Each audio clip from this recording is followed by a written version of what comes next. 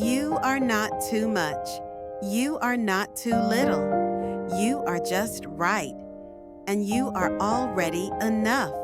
We grow up learning how to love others, how to give, to care, to serve. We're taught to be kind, patient, and selfless, but no one teaches us how to love ourselves. No one tells us that we, too, are worthy of the same love we offer so freely to the world. So, we keep pouring from an empty cup. We learn to hide our needs, to smile when we're breaking inside, to say yes when our soul is begging for no. We become experts at pleasing others, but strangers to our own hearts. And the cost of that is quiet, but heavy. A slow disappearance of the self. We begin to feel like we're not enough, not thin enough, not productive enough, not good enough. The mirror becomes a place of judgment, not understanding. Our inner voice becomes an enemy, not a friend. But here's the truth the world doesn't often tell us. Self-love is not a luxury. It's a foundation.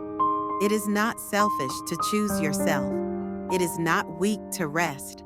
It is not wrong to protect your peace. Self-love is not loud or boastful. It doesn't seek applause.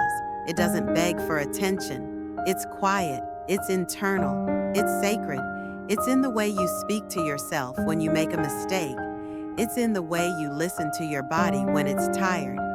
It's in the boundaries you set, not to keep people out, but to keep your soul safe.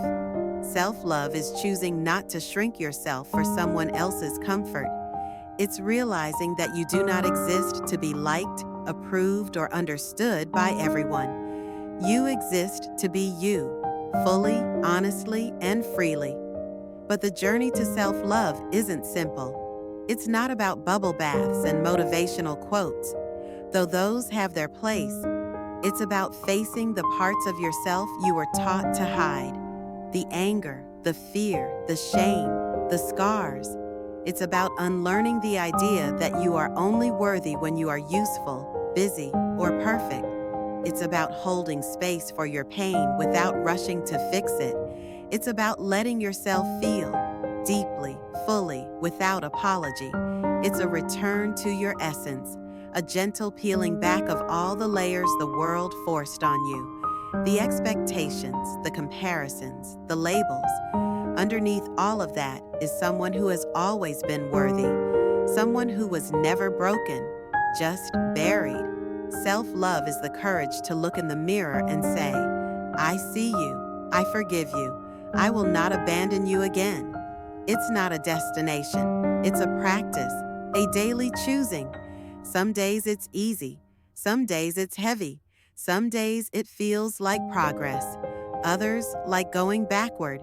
But even on the hardest days, it's worth it because self-love teaches us how to stay with ourselves when we feel unworthy, to stay with ourselves when we failed, to stay with ourselves when no one else does. And slowly, with time, we start to heal. We stop begging for validation. We stop chasing love that hurts. We stop confusing pain with passion. We learn that peace is not boring, that calm is not weakness, that joy is not a reward for suffering. It is our birthright. We begin to honor our needs without guilt, to say no without explanation, to walk away from what no longer grows us, to speak to ourselves with the same softness we offer a child. We begin to trust our own voice, to move not out of fear, but from alignment. We make space for silence, and in that silence, we find truth.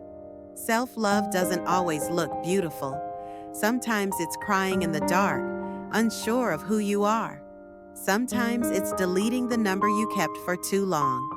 Sometimes it's eating a real meal, getting real sleep, saying, I can't do this today. But that is love, the messy, honest, raw kind of love. Not the one wrapped in filters and perfection, but the one that frees you. You start to realize your worth was never up for debate. It was never based on your productivity, your weight, your relationship status, or your social approval. You were born enough, and no one, No failure, no heartbreak, no voice can take that away from you. So today, if you're tired of pretending, if you're tired of carrying the weight of not enough, let this be your reminder. You are allowed to rest. You are allowed to heal. You are allowed to begin again. Not for them, not to prove anything, but for you. You matter. Not because of what you do, but because of who you are. A soul that is learning, growing, feeling, becoming. So be gentle with yourself. Be patient. And most of all, stay. Stay with yourself, even when it's hard, especially when it's hard, because self-love isn't just something you give, it's something you live. And when you begin to love yourself truly, deeply, unconditionally, everything begins to change. Not because the world becomes easier, but because you become stronger, more grounded, more free.